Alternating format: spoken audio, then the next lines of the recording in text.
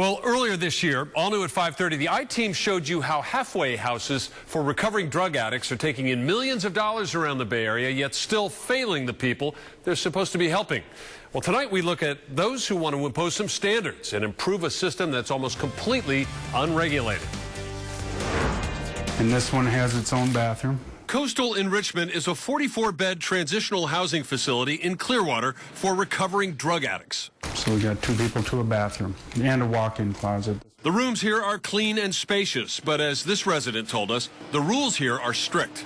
They do random urinary analysis, which is awesome, because, you could say you're working a program, but you could still be getting high. But Coastal Enrichment is an exception in an industry that is almost entirely unregulated. ABC Action News, in partnership with the Tampa Bay Times, found the majority of halfway houses failed to provide the structure and support recovering addicts are told to expect. The problem are these smaller halfway houses that can be set up with no licensing and no oversight and literally run by people with serious criminal records. Residents like Kieran Knox complain that he was required to take day labor jobs to pay rent for an apartment he shared with 6 other men. Sharing a room with 2 or 3 people, day labor? No, I'm not used to that. No, it's not. Not at all. The profit potential of thousands of dollars per unit per month sometimes attracts operators who are unqualified or uninterested in offering structured support for addicts. The result for the resident can be a drug relapse or worse. 2 years ago, Emily Rifkin died of an overdose of OxyContin inside a Tampa halfway house at the age of 25.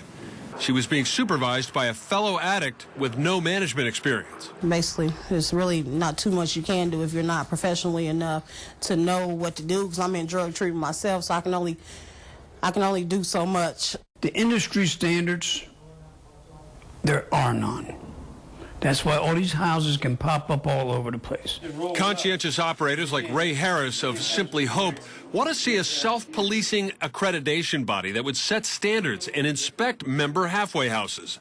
As it is, the courts, hospitals, and jails that refer addicts to local halfway houses have no systematic way of separating the good from the bad. I think it's a wake-up call to the community that everything is not fine. After seeing our earlier report, Tampa City Council member Charlie Miranda believes something needs to be done to improve transitional housing for recovering drug addicts.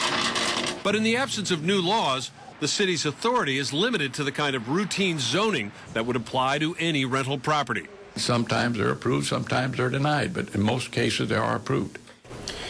Well, the operators of the questionable halfway houses in the area that we found did not want to comment. Meanwhile, no state law to regulate halfway houses is in the works as of now, but we are contacting legislators for the upcoming session to see if any of them might be interested in improving this shoddy situation.